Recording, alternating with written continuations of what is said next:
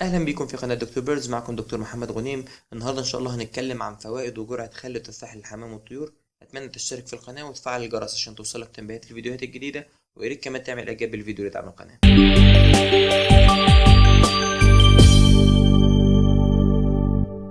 خل التفاح من افضل الحاجات اللي بتقوي مناعه الحمام، ده غير انه مصدر مثالي للاحماض العضويه. الاحماض العضويه دي بتساعد في تكسير وهضم الاكل، وده طبعا بيساعد الحمام انه يستفيد بشكل افضل من الغذاء، ده غير انه بيخليه يعمل وقايه من الامراض اللي بتيجي نتيجه سوء الهضم وبقاء الطعام غير المهضومه في معده وامعاء الطائر. طبعا خل التفاح عباره عن حمض، زي ما قلنا حمضيته دي بتخليه ما يسمحش للبكتيريا والفطريات خصوصا المعويه انها تعيش في الجهاز الهضمي للطائر، وده مفيد جدا للوقايه من الامراض خصوصا السالمونيلا، الامراض المعويه اللي بتيجي في المعده او بتصاب عن طريق المعده زي السالمونيلا. اشهر حاجه واقوى حاجه بتيجي عن طريق المعده. ده طبعا افضل وامن بكتير جدا من استخدام الكلور، وفعاليته افضل من الكلور كمان سواء في منع انتشار البكتيريا في الميه في مياه الشرب او في امعاء الطائر. يعني استخدامه في تطهير الميه والحفاظ عليها افضل بكتير جدا من استخدام الكلور. كمان خل التفاح بيحتوي على بعض انواع الفيتامينات بنسبة كويسة زي فيتامين اي او فيتامين ه وفيتامين اي او فيتامين الف وفيتامين بي 6 وبي 1 وبي 2. الفيتامينات دي متوفرة في خل التفاح او متوفرة في التفاح عموما، وبالذات لما بيستخلص منه خل التفاح بكمية كويسة فبتكون مفيدة جدا للطائر. خل التفاح مفيد جدا في الحر الشديد، لان الحر الشديد بيخلي الحمام ينهج، تلاقي النهجان شديد جدا والنفس خارج طالع والحمام فاتح بقه على طول وبينهج. ده بيخلي ثاني اكسيد الكربون يطلع بزيادة، يطلع أكتر من اللازم ويقل جدا مع الزفير، تقل نسبته في الدم عن الطبيعي والأكسجين يزيد. فالدم في الحالة دي بيميل لأنه يكون قاعدي أكتر، لأن ثاني أكسيد الكربون بيساعد أو بيدخل في تكوين الأحماض العضوية. فلما الحمام بينهج بيزيد الأكسجين في دمه، بيقل ثاني أكسيد الكربون، الدم بيتحول لوسط قاعدي نسبيا. ده بيخلي أعراض غريبة جدا تظهر على الحمام، أعراض بتداخلة مع أعراض أمراض، بيخلي الإنسان في الحالة دي يشخص إن الحمام مريض بمرض معين أو يتحير بين مرضين ويبدأ يدي مضادات حيوية ويعالج ويجهد الحمام أكتر ما هو مجهد أساسا من الحر، وممكن يؤدي لموت الحمام. فبالتالي احنا لازم نميز بين ان الاعراض دي جايه من مرض ولا جايه بسبب الحر الشديد والنهجان. الاعراض دي ببساطه هي الدوخه والترجيع، بتتشابه كتير مع الهزه، مع هزه السالمونيلا، مع اعراض البراميكسيو فيروس او الروشه. فبتعمل لبس، تيجي انت تحصن والحمام اصلا مجهد من الحر، تروح جاياله ومناعته وقعت تجيله الروشه من التحصين. من التحصين غالبا هتحصن بلاسوتا فيروس ضعيف. لو الحمام صحته مش كويسه واديته التحصين او مجهد او مرهق من الحر هيجيله التحصين، هو اللي هيصيبه بدل ما يعمله مناعه. كذلك السالمونيلا، هتيجي انت تتخيل ان هو مشكله سالمونيلا تدي مضاد حيوي تجهد الفرد اكتر ما هو مجهد من الحر، يبقى بيجي دوخه وترجيع وعدم اتزان كده للطائر بسبب الحر ده. لو زاد عن اللازم، لو زاد ثاني اكسيد الكربون في الخروج عن الجسم وزادت قاعديه الدم عن اللازم بسبب النهجان والحر الشديد المستمر، بيحصل اغماءات وممكن تسبب وفاه الطائر او فرد الحمام.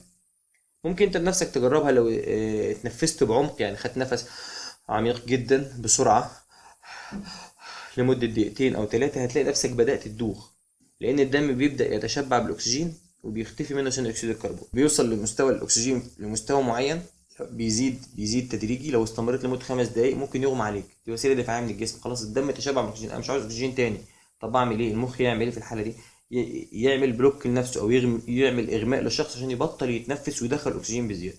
دي وسيلة دفاعية للجسم، وممكن يغمى عليك، وممكن وأنت صاحي تبطل تتنفس، تلاقي نفسك قاعد فترة دقيقتين ولا حاجة ما بتتنفسش، دمك متشبع بالأكسجين. عبال ما الجسم يستهلك الأكسجين ده ويطلع ثاني أكسيد الكربون، تبدأ نسبة ثاني أكسيد الكربون تزيد في الدم والأكسجين يقل، تبدأ بقى إيه يحصل استثارة المركز التنفس في الدماغ، فتبدأ تتنفس تاني. ده بالظبط اللي بيحصل لفرد الحمام، يقعد ينهج ينهج ينهج، يدخل له ثاني أكسيد الكربون كتير، يحول الدم لوسط قاعدي، يعمل حالة غيببة أو حالة دوخة وعدم اتزان، بعد شوية يدخله في غيبوبة، بعد كده ممكن يموته. التجربة دي طبعا لو عملتها ما تحاولش تعملها مع نفسك بسرعة عميقة أو أكتر من دقيقتين عشان ما تتعرضش للإغماء. الوضع ده لما بيحصل في البشر بنعمل إيه؟ تلاقي نفسك أوتوماتيك، أو الناس بحكم العادة تقول لك إيه، اعمل له عصير ليمون يروق دمه، أو عصير ليمون يهديه أو يبرد. ده طبعا لأن الليمون مشروب حمضي، فبيساعد على انه يزود حمضية الدم، يعادل بقى مسألة العقاعدية دي، يبدأ يزود الحمضية في الدم فيبدأ يروق دم الواحد. يبقى بتعصب وبتنرفز وبتنهج وبتتكلم كتير وريقك ينشف والكلام ده بيزيد برضه. نفس الفكرة، مادام النفس داخل طالع بسرعة ثاني اكسيد الكربون يزيد الاكسجين يزيد وثاني اكسيد الكربون يقل، الدم يتحول لقاعدي. يبقى انا عادله باني بدي بشرب حاجه عصير ليمون مثلا او حاجه ساقعه، لان الحاجه الساقعه بيبقى فيها صودا، الصودا دي هي ثاني اكسيد الكربون. ثاني اكسيد الكربون ده هو الداخل اساسي في تكوين الاحماض العضويه عموما. فبالتالي لما بتشرب الحاجه الساقعه برضو بتعادل مساله الحمضيه في الدم، فبتروق الواحد وبتهديه وبتخليه نفسه يهدى تاني. فانت خلي التفاح في الحاله دي ممكن ينقذ حياه فرد الحمام، خصوصا في الحر الشديد ومع النهجان والكلام ده.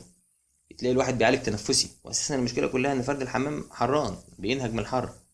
من الضروري جدا نخلي التفاح برضو يتاخد بشكل معقول، زيادته بتعمل نتيجه عكسيه. احنا بندي خل التفاح علشان يقتل البكتيريا الضاره في امعاء الطائر ويساعد في الهضم، حاجه كويسه جدا، بيموت البكتيريا والفطريات بسبب حمضيته.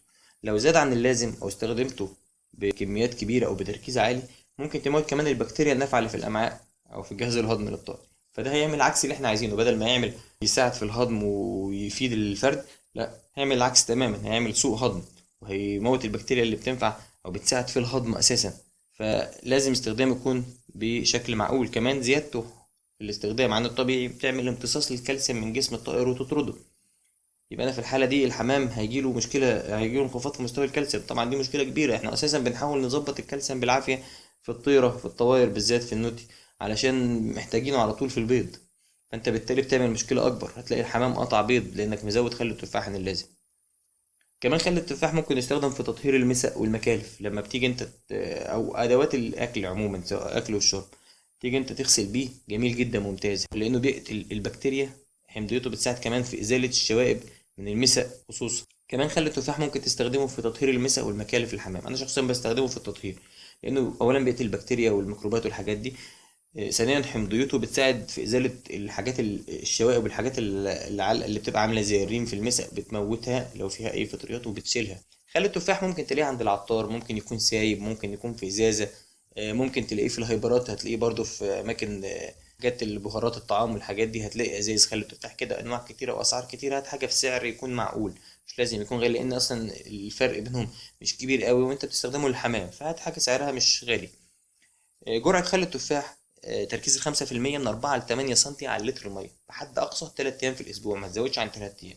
من 4 ل 8، قول 5 6 سنتي على اللتر المية يوميا لمدة 3 أيام كل أسبوع. ممكن تخليها كل أسبوعين، في ناس بتعملها كل شهر، مش مشكلة، هو وجوده بس كده كل فترة بيعمل تطهير معوي وتطهير للمسق وتطهير للكلام ده. لو بنستخدمه في تطهير المسق والمكالف مفيش نسبة معينة، بس كل ما يزيد نسبته طبعا بيكون أحسن، لأن حمضيته بتزيد وبيموت بشكل أسرع وبشكل أقوى البكتيريا والفطريات والحاجات دي. فاحنا بنقول إن هو مثلا في حدود 20 سنتي على اللتر، يعني نحط 20 سنتي خل تفاح على لتر المية، وتنقع فيها الحاجة اللي هتغسلها، تنقعها من نص ساعة لساعة بالكتير، تنقعها لحد ما هتلاقي أي شوائب أي حاجة باشت وأي بكتيريا ماتت. بعدين تطلعها تشطفها تمصمصها كويس وتشطفها، وبس كده تمام. تقدر تحط فيها الاكل او الشرب للحمام وانت مطمن ما فيهاش اي بكتيريا، ممكن تقعد لها اسبوع على الوضع ده. اتمنى تكونوا استفدتوا من الفيديو، في انتظار تعليقاتكم واستفساراتكم، والسلام عليكم ورحمة الله وبركاته.